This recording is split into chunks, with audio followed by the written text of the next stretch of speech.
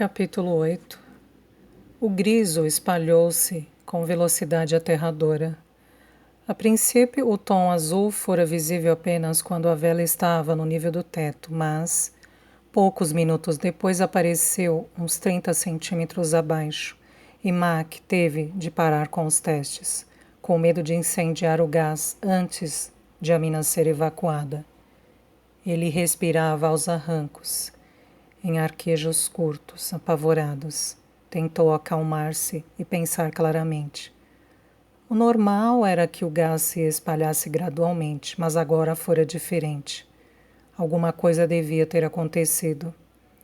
O mais provável é que tivesse se acumulado em uma área lacrada, e que uma parede velha tivesse rachado, permitindo que o gás vazasse rapidamente para o interior dos túneis ocupados.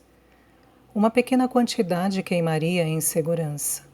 Um volume moderado arderia instantaneamente, queimando quem estivesse perto. E uma grande quantidade explodiria, matando todo mundo e destruindo os túneis. Ele respirou fundo. Sua primeira prioridade era tirar todo mundo da mina o mais depressa possível. Acionou a sineta vigorosamente enquanto contava até 12. Quando terminou, mineiros e carregadoras deslocavam-se velozmente ao longo do túnel, na direção do poço, as mães insistindo com as crianças para que andassem mais depressa. Enquanto todos fugiam, as suas 2 carregadoras ficavam, a irmã Esther, calma e eficiente, e sua prima Annie, forte e rápida, mas também impulsiva e desajeitada.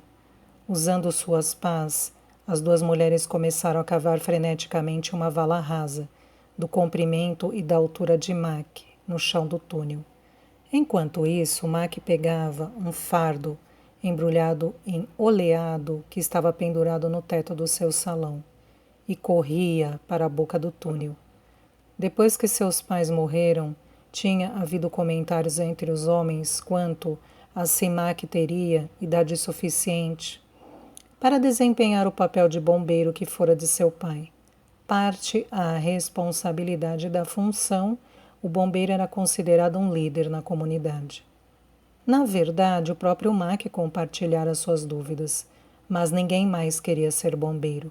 O cargo era não remunerado e perigoso. Quando lidou eficientemente com a primeira crise, cessaram os comentários. Agora sentia orgulho de que os mais velhos confiassem nele. Mas seu orgulho também o forçava a demonstrar calma e confiança quando estava sentindo medo. Ele atingiu a boca do túnel. Os últimos extraviados estavam subindo a escada. Agora Mac tinha que se livrar do gás. Queimá-lo era a única maneira de fazê-lo. Tinha que pôr fogo no gás. Era uma terrível má sorte que aquilo fosse acontecer logo agora. Era o dia do seu aniversário, ele ia embora. Desejou que tivesse mandado a cautela ao espaço e abandonado o vale na noite de domingo. Tinha dito a si próprio que uma espera de 1 ou 2 dias faria os Jameson pensarem que ele ia permanecer, induzindo-os a uma falsa sensação de segurança.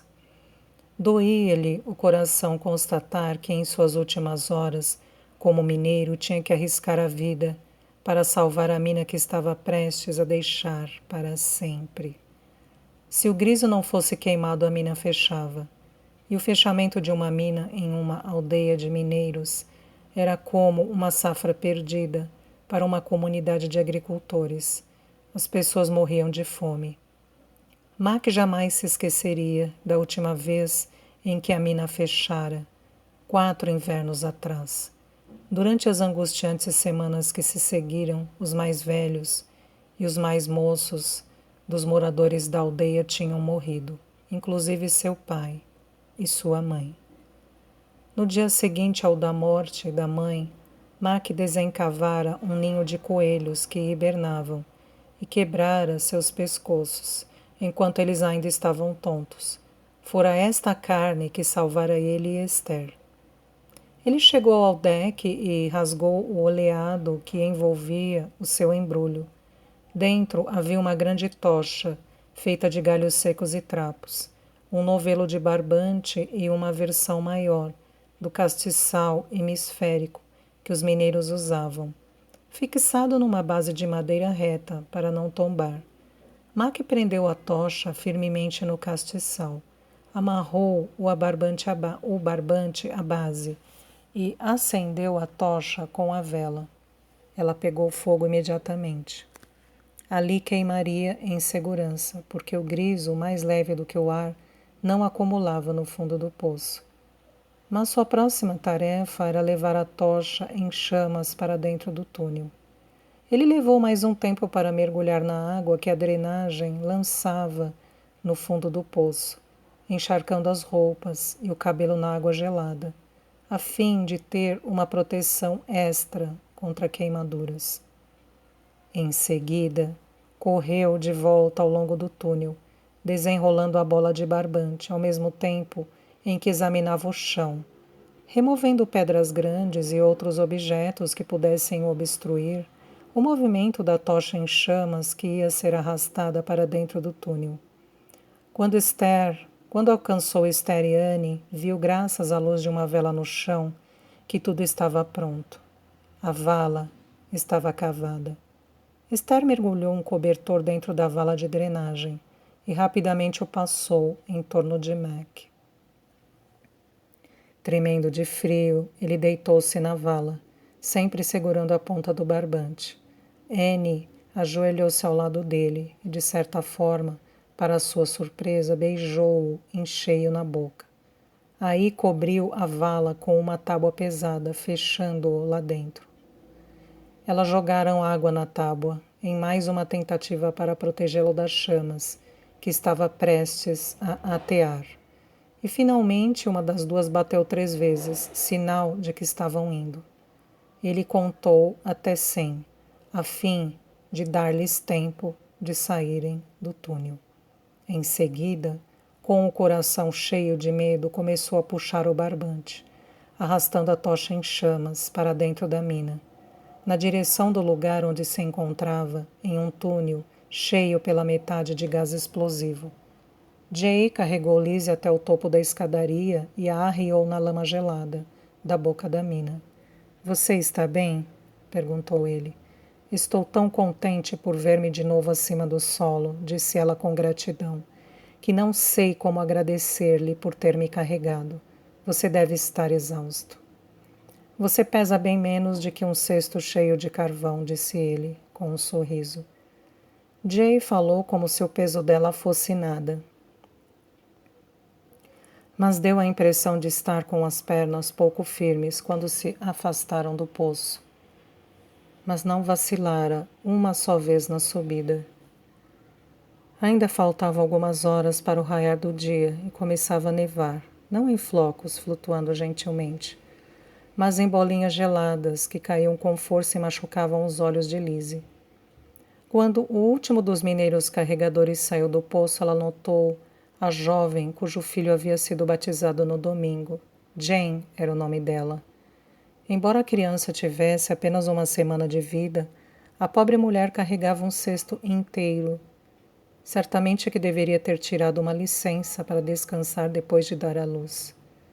Ela esvaziou o cesto no monte e entregou ao conferente um marcador de madeira. Lizzie imaginou que os marcadores fossem usados para calcular os salários no fim da semana. Talvez Jane estivesse muito necessitada de dinheiro para poder tirar licença. Lizzie continuou a observar porque Jane parecia aflita. Com a vela erguida acima da cabeça, ela disparou no meio da multidão de 70 ou 80 mineiros, por entre a neve que caía, gritando "Uli! Uli!". Parecia estar procurando uma criança. Ela encontrou o marido e teve uma conversa rápida e assustada com ele. Aí gritou "Não!" e correu para a boca da mina e começou a descer a escada. O marido chegou na orla do poço, voltou e olhou de novo para a multidão, visivelmente angustiado e perplexo. Lizzie perguntou a ele: O que é que há? Ele respondeu com a voz trêmula. Não conseguimos encontrar nosso garoto. E ela acha que ele está lá embaixo. Oh, não. Lizzie deu uma olhada na beira da boca da mina. Pôde ver uma espécie de tocha queimando no fundo do poço. Mas enquanto olhava, a chama deslocou-se e desapareceu dentro do túnel. Mac tinha feito aquilo em 3 ocasiões anteriores, mas desta vez era muito mais assustador. Antes, a concentração do griso fora muito mais baixa, um lento exudar, e não uma repentina concentração. Seu pai tivera que enfrentar grandes vazamentos de gás, claro, e o corpo dele, quando se lavava na frente do fogo nas noites de sábado, era coberto por marcas de antigas queimaduras. Mac sentiu um calafrio dentro do cobertor encharcado de água gelada, enquanto enrolava o barbante puxando a tocha acesa para mais perto dele e do gás. Tentou controlar o medo, pensando em Annie. Eles tinham sido criados juntos e sempre gostaram um do outro. Annie tinha uma alma impetuosa e um corpo musculoso. Nunca o beijara em público antes, mas o fizera muitas vezes secretamente. Tinham explorado os corpos um do outro e se ensinado um ao outro. Haviam tentado todo o tipo de coisa juntos, detendo-se apenas ante o que Annie chamava de fazer criança. E mesmo assim, quase tinham feito isso. Não adiantou. Continuava a se sentir aterrorizado. Para acalmar-se, tentou pensar de modo distanciado, como o gás se movia e se concentrava. Sua vaga ficava num ponto baixo do túnel, de modo que a concentração ali devia ser menor. Não havia, contudo, um modo preciso para calcular isso até que pegasse fogo. Ele tinha medo da dor e sabia que as queimaduras eram um tormento. Não tinha realmente medo de morrer. Não pensava muito em religião, mas acreditava que Deus devia ser misericordioso. Não queria, contudo, morrer agora. Não tinha feito nada, visto nada, não tinha estado em parte alguma. Até aqui passara toda a sua vida como escravo. Se sobreviver a esta noite, prometeu a si próprio, deixarei este vale hoje. Beijarei Annie, direi adeus a Esther, desafiarei os Jameson e irei embora daqui. Juro por Deus. A quantidade de barbante que tinha nas mãos lhe dizia que a tocha estava agora a meio caminho. O griso podia queimar a qualquer momento. Podia ser, contudo, que não chegasse a pegar fogo. Às vezes, seu pai lhe dissera, o gás parecia desaparecer, ninguém sabia onde.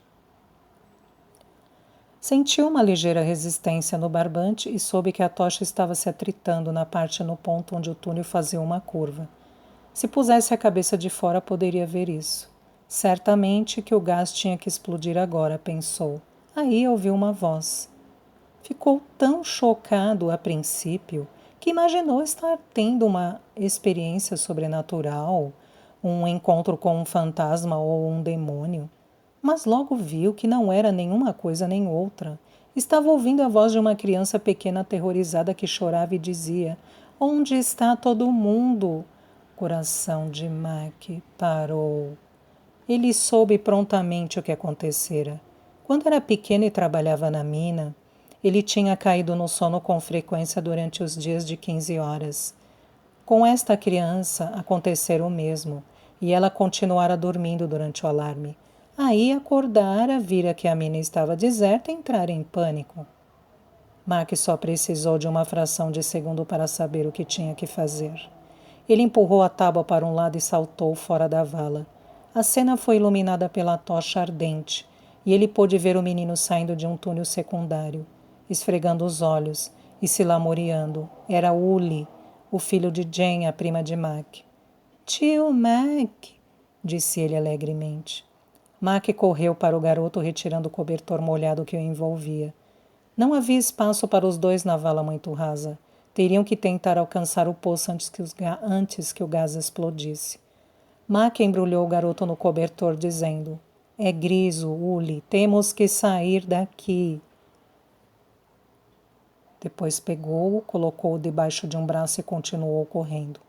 Ao se aproximar da tocha, desejou que ela não incendiasse o gás e ouviu sua própria voz gritando: "Ainda não! Ainda não!" E passaram por ela. O menino era leve, mas era difícil correr abaixado, e o piso dificultava mais ainda. Lamacento em alguns trechos, grosso de pó de carvão em outros, e irregular em toda a parte, com afloramentos de rocha para derrubar os mais apressados. Mac continuou em frente assim mesmo, tropeçando às vezes, mas conseguindo conservar-se de pé, atento para a explosão que poderia ser o último ruído que ouviria. Quando fez a curva do túnel, a chama da tocha tinha diminuído a quase nada. Continuou correndo no escuro, mas em segundos esbarrou na parede e caiu de cabeça, largando Yuli. Praguejou e levantou-se com dificuldade. O menino começou a chorar. Mac localizou-o pelo som e pegou-o de novo. Foi obrigado a seguir mais devagar, apalpando a parede com a mão livre, amaldiçoando a escuridão. Aí, então, misericordiosamente, a chama de uma vela surgiu mais à frente, na entrada do túnel, e Mac ouviu a voz de Jen chamando: "Yuli, Yuli!" "Estou com ele aqui, Jen!" gritou Mac, disparando a correr. "Vá para a escada!" Ela ignorou sua instrução e correu na direção dele. Mac estava apenas a uns poucos metros do fim do túnel e da segurança. "Volte!" gritou ele, mas ela continuou avançando. Ele esbarrou nela e lançou para a frente com o braço livre. Aí o gás explodiu. Por uma fração de segundo houve um sibilo que parecia perfurar os tímpanos, e logo em seguida um estrondo imenso e ensurdecedor que sacudiu a terra. Uma força que pareceu um soco terrível golpeou Mac nas costas, e ele foi levantado do chão, tendo que largar Yuli e Jen. Ele voou pelo ar. Sentiu uma onda de fortíssimo calor e teve certeza de que ia morrer. Logo caiu de cabeça na água gelada e percebeu que tinha sido atirado dentro do tanque de drenagem, no fundo do poço da mina, e ainda estava vivo. Rompeu a superfície e livrou-se da água nos olhos. O deck de madeira e a escada estavam incendiando em alguns lugares, e as chamas iluminavam a cena. Mac localizou Jen, chapinhando na água meio afogada. Agarrou-a e retirou-a do poço. Ela gritou sufocada: "Onde está Yuli?" O menino podia ter desmaiado, pensou Mac. Empurrou o próprio corpo de um lado para o outro do pequeno tanque, batendo na corrente de baldes que tinha cessado de operar. Por fim encontrou um objeto flutuando que viu tratar-se de Yuli. Empurrou o garoto para cima do deck ao lado da mãe e subiu também, agarrando-se com as mãos e os pés. Yuli sentou-se e cuspiu água. "Graças a Deus", soluçou Jane, "ele está vivo." Mac olhou dentro do túnel. Filetes esparsos de gás queimavam, esporadicamente, lembrando fogos fátuos. "Agora toca a subir a escada", disse ele. "Pode haver uma explosão secundária." Ele puxou Jane e Yuli, pondo-os de pé, e empurrou-os na frente. Jane levantou Yuli e o colocou sobre o ombro. Seu peso não era nada para uma mulher capaz de carregar um cesto de 75 quilos de carvão naquela escadaria, 20 vezes num turno de 15 horas de trabalho. Mac hesitou, olhando os pequenos incêndios junto aos primeiros degraus. Se toda a escada queimasse, a mina poderia ficar fora de operação algumas semanas, enquanto se fazia o conserto. Ele gastou mais alguns segundos para jogar água do tanque em cima das labaredas até apagá-las. Em seguida, subiu atrás de Jen. Quando chegou em cima, sentia-se exausto, ferido e atordoado. Foi imediatamente cercado por uma multidão que apertou sua mão, deu tapas nas suas costas e se congratulou com ele. A multidão abriu caminho para Jay Jamison e seu companheiro, a quem Mac reconheceu ser Lizzie Halen. "Muito bem, Makesh." disse Jay. Minha família aprecia sua coragem. Seu calhorda metido a besta, pensou Mac. Lizzie perguntou. Não há realmente outro jeito para se combater o griso? Não, respondeu Jay. Claro que há, contrapôs Mac arquejante. É mesmo? Quis saber ela. Qual?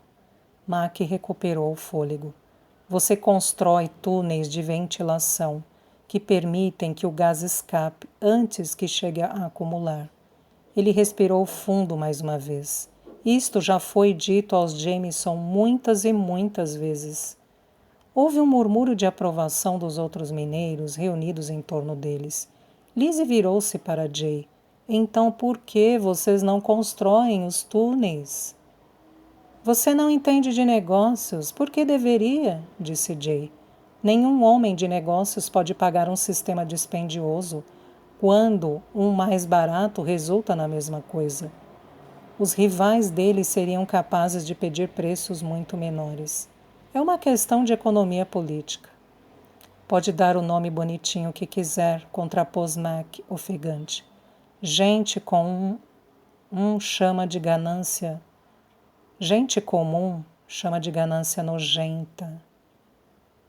Um ou dois dos mineiros gritaram sua aprovação. É isso mesmo. Agora, Macash, advertiu Jay, não estrague tudo tentando novamente ir além da sua posição. Vai se meter em uma boa encrenca. Não estou em encrenca coisa nenhuma, disse Mac. Hoje é o dia do meu 22º aniversário. Ele não tencionara dizer aquilo, mas agora não podia mais parar. Não trabalhei aqui 1 ano e 1 dia integralmente e não vou trabalhar. A multidão ficou subitamente em silêncio.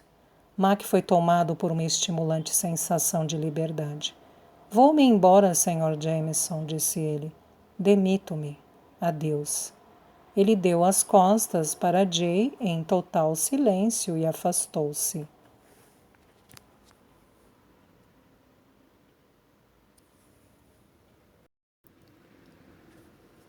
Capítulo 9. Quando Jay e Lizzie chegaram no castelo, 8 ou 10 criados já estavam em ação, acendendo lareiras e varrendo o chão à luz de velas. Lizzie, preta de carvão e quase desmaiando de tão cansada, agradeceu a Jay com um sussurro e subiu cambaleando a escada. Jay mandou que levassem uma tina com água quente para o seu quarto e tomou um banho, tirando o pó de carvão grudado na pele com uma pedra pomes. Nas últimas 48 horas, eventos importantes tinham acontecido em sua vida. O pai lhe dera um patrimônio ridículo, a mãe amaldiçoara o pai e ele tentara matar o irmão. Mas nenhuma dessas coisas ocupava sua mente. Deitado ali na tina, pensava em Lizzie. Seu rosto travesso apareceu diante dele no vapor que se desprendia da água, sorrindo maliciosamente, os olhos fazendo rugas nos cantos, zombando dele, tentando-o, desafiando-o. Relembrou a sensação de tê-la nos braços ao carregá-la na escada do poço da mina. Era tão delicada e leve, comprimir o corpinho dela de encontro ao seu, enquanto galgava os degraus. Perguntou-se se estaria pensando nele. Ela devia ter pedido água quente também. Dificilmente poderia ir para a cama suja como estava. Imaginou-a diante da lareira do quarto, ensaboando o corpo. Quisera estar em sua companhia, tirar a esponja da mão dela e gentilmente tirar o carvão dos seus seios. O pensamento o excitou e ele pulou fora da tina e secou-se, esfregando o corpo com uma toalha áspera. Não tinha sono. Queria conversar com alguém sobre a aventura daquela noite, mas Lizzie provavelmente dormiria horas a fio. Pensou em sua mãe. Podia confiar nela. Às vezes, o obrigava a fazer coisas que contrariavam sua inclinação, mas estava sempre do seu lado. Barbeou-se, vestiu roupas limpas e foi até o quarto dela. Como esperava, Alicia estava acordada, tomando chocolate na sua penteadeira, enquanto a criada a penteava. Sorriu para ele. Jay beijou-a e deixou-se cair numa cadeira. Ela era bonita, mesmo de manhã cedo, mas havia aço em sua alma. Alicia dispensou a criada. Por que está acordado tão cedo? Perguntou ao filho. Não me deitei, desci na mina. Com Lizzie Hailing. Ela era tão esperta, pensou ele orgulhoso. Sempre sabia dos seus desejos. Mas não se importava, pois nunca o culpava. Como adivinhou? Não foi difícil. Ela estava louca para ir. E é o tipo da garota que não aceita um não como resposta. Escolhemos um mau dia para descer lá. Houve uma explosão. Meu Deus do céu, você está bem? Sim. Vou mandar buscar o Dr. Stevenson. Mãe, pare de se preocupar. Eu estava do lado de fora quando o gás explodiu. Lizzie também. Só estou um pouco fraco dos joelhos de carregá-lo o tempo todo na subida do poço. A mãe acalmou-se. O que foi que Lizzie achou? Jurou que nunca deixará que escavem uma mina na propriedade dos Hailing. Alicia riu. E o seu pai está louco pelo carvão dela. Bem, estou ansiosa por assistir à batalha. Quando Robert for o marido dela, terá o poder de ir contra seus desejos, em teoria. Veremos. Mas como você pensa que a corte está progredindo? Flertar não é o ponto forte de Robert, para dizer o mínimo, disse Jay desdenhosamente. Mas é o seu irmão, não é? Contrapôs ela indulgentemente.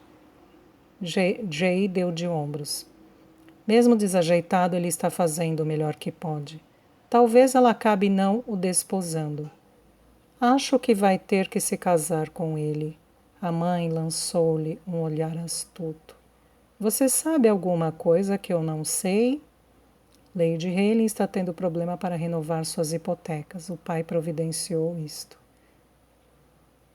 É mesmo?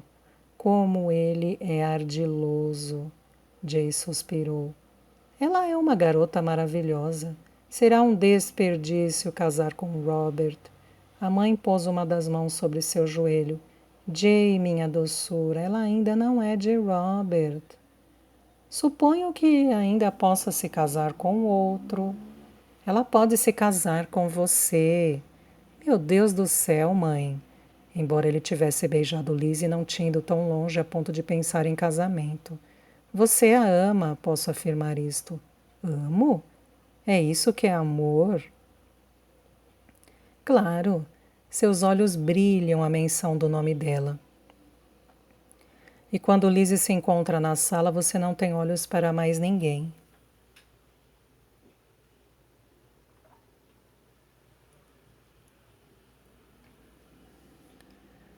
Ela descrever exatamente os sentimentos de Jay. Ele não tinha segredos para sua mãe. Mas casar com ela? Se está apaixonado por ela, peça sua mão. Você seria o senhor de Highglen. O que seria bem feito para Robert, disse Jay com um sorriso. Seu coração tinha disparado com a ideia de ter Lizzie como esposa. Mas tentou se concentrar no lado prático. Sou pobre e não tenho um tostão. Você é pobre agora, mas seria capaz de gerir a propriedade melhor do que Lady Hailing. Ela não é uma mulher de negócios. Aquilo é muito grande. Highglen deve ter uns 16 quilômetros de extensão. E ela tem também Craig e Croc Glen. Você teria campos para pastagem.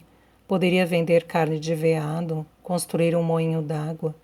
Você poderia fazer com que aquilo produzisse uma renda decente, mesmo sem extrair carvão. E o que me diz das hipotecas? Você é um devedor muito mais atraente do que ela. É jovem e vigoroso. E vem de uma família rica. Seria fácil para você renovar os empréstimos e depois, com o tempo... O quê? Bem, Liz é uma garota impulsiva. Hoje jura que nunca permitirá que extraiam carvão da propriedade dos Hailing. Amanhã, sabe Deus, pode decidir que os veados têm sentimentos e proibir a caça. Na manhã seguinte, pode ser que esqueça ambas as proibições. Se vier a consentir na extração do carvão, você será capaz de pagar todas as suas dívidas. Jay fez uma careta. Não fico feliz com a perspectiva de ir contra a vontade de Liz em assuntos como este. Ele estava pensando também que queria ser um plantador de açúcar em Barbados e não o proprietário de uma mina de carvão na Escócia. Mas queria Lizzie também. Com desconcertante rapidez, a mãe mudou de assunto. O que aconteceu ontem, quando vocês estavam caçando? Jay foi tomado de surpresa e não conseguiu sair-se com uma mentira fluente e tranquila. Ficou vermelho, gaguejou e finalmente disse: Tive outra briga com o pai. Isto eu sei, disse ela. Podia ver pelas caras de vocês quando chegaram. Mas não foi só uma briga, você fez qualquer coisa que o chocou. O que foi? Jay nunca tinha sido capaz de enganá-la. Tentei atirar em Robert, confessou angustiado. Oh, Jay, que coisa horrível! Ele abaixou a cabeça. O pior de tudo é que falhara. Se tivesse matado o irmão, a culpa teria sido esmagadora, mas teria havido também uma certa sensação selvagem de triunfo. Do jeito como tinham sido as coisas, só lhe cabia a culpa. A mãe pôs-se de pé do lado da cadeira dele e puxou a cabeça do filho de encontro ao seio. Meu pobre filhinho, disse, não havia necessidade disso. Nós encontraremos outra maneira, não se preocupe. E balançou para trás e para frente, acariciando seu cabelo e dizendo, pronto, pronto. Como você foi capaz de fazer uma coisa dessas? Lastimou-se Lady Heyling, enquanto esfregava as costas de Lizzie. Eu tinha que ver eu mesma, replicou Lizzie, mais de leve. Tenho que esfregar com força, senão o pó de carvão não sai. Mac McCash me irritou quando disse que eu não sabia do que estava falando, continuou Lizzie. E por que deveria saber? Disse sua mãe. O que é que uma jovem dama tem que saber a respeito de uma mina de carvão? Posso perguntar? Odeio quando se livram de mim dizendo que as mulheres não entendem de política, ou agricultura, ou mineração, ou comércio. Assim eles podem dizer toda espécie de tolice. Lady Heyling resmungou. Espero que Robert não se importe por você ser tão masculina. Ele terá que me aceitar do jeito que sou, se quiser. Sua mãe deu um suspiro exasperado. Minha querida, assim não vai. Você tem que lhe dar mais encorajamento. Claro que uma garota não quer aparentar excesso de ansiedade. Mas você vai longe demais no outro sentido. Agora me prometa que será boazinha para Robert hoje. Mãe, o que é que você acha do Jay? A mãe sorriu. Um rapaz encantador, sem dúvida. Ela interrompeu-se subitamente e olhou firme para Lizzie. Por que? Pergunta. Ele me beijou na mina. Não. Lady Heyling pôs-se de pé e arremessou a pedra-pomes no outro lado do aposento. Não, Elizabeth, não vou tolerar isto. Lizzie ficou surpresa com a súbita fúria da mãe.